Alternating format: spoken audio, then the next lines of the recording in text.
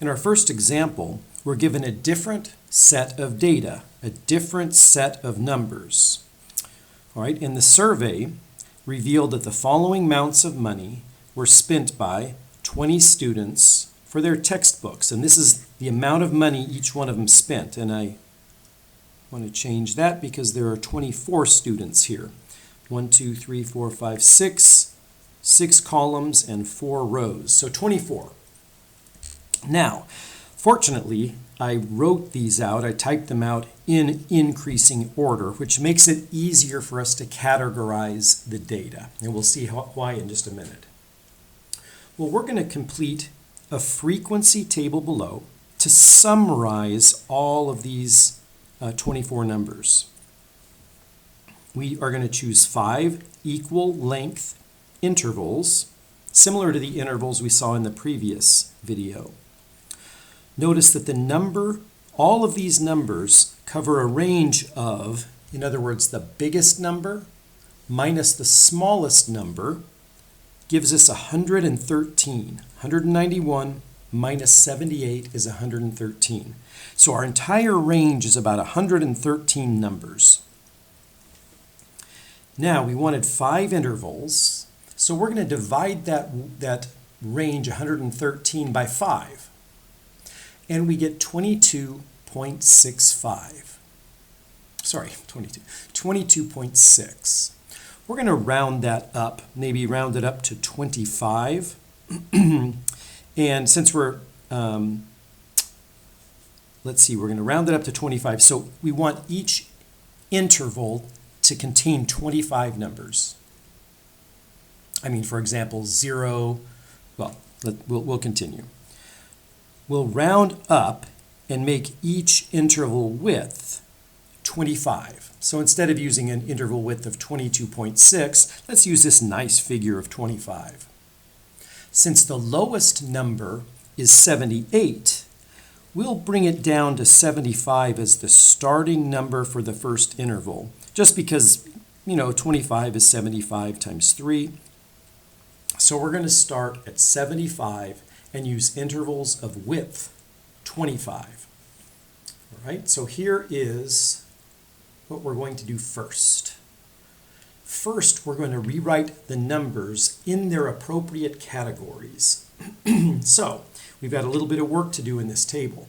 First, let me write down all of the ranges, the interval width. Remember, we're starting at 25. And you might say, well, why does this end at 99 instead of 100? If you add 75 to 20, add 25 to 75, you would get 100. But if you count these numbers, 75, 76, 77, all the way up to 99, that is 25 numbers.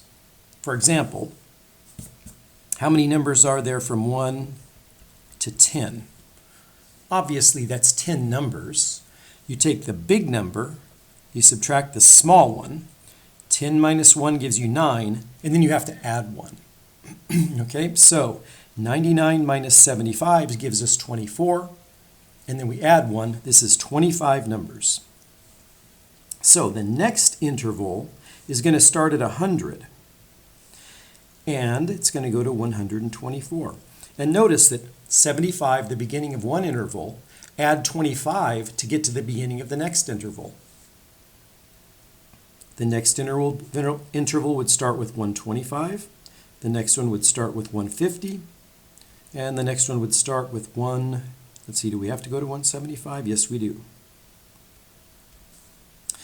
All right, and if you like, you can notice that 99 plus 25 gives you 124.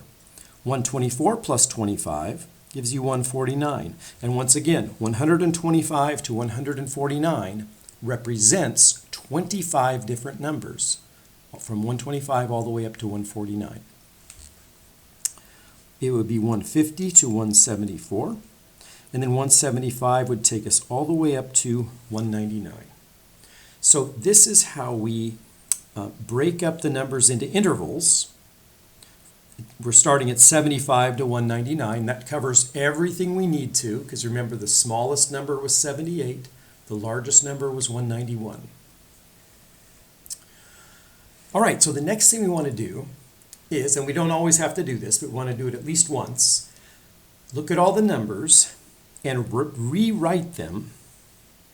Looks like we've 78, 96, and 88, a little bit out of order, but it doesn't hurt. Those three numbers are in this interval. From 100 to 124, we're going to get 105, 110, 115, 118, 119, 122, and 123. All right, and that takes us all the way up to here. And now, from 125 to 149, we're going to take 127, and we're going to go all the way up to here. So 127 all the way to 148. 127, 131, 136, 137, 145, 148. All right, so that takes us 1, 2, 3, 4, 5, 6.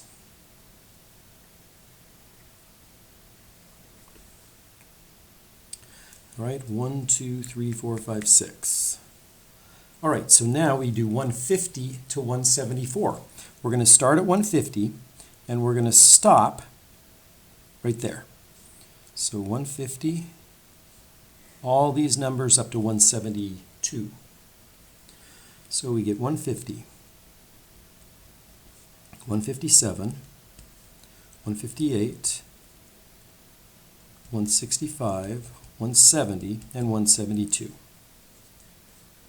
And the last interval, from 175 to 199, looks like it's just going to be these two numbers, 183 and 191. Now, let's see if I got those correctly, at least as far as the count goes over here. My little hint here was there should be 3 in the first category, then 7, 1, 2, 3, 4, 5, 6, 7, and then 6 and 6, 1, 2, 3, 4, 5, 6, 1, 2, 3, 4, 5, 6, and 2. All right, so I got them correctly listed in their appropriate intervals. So now we're going to use this data again, but you don't have to look at this anymore. We can look at our frequency, our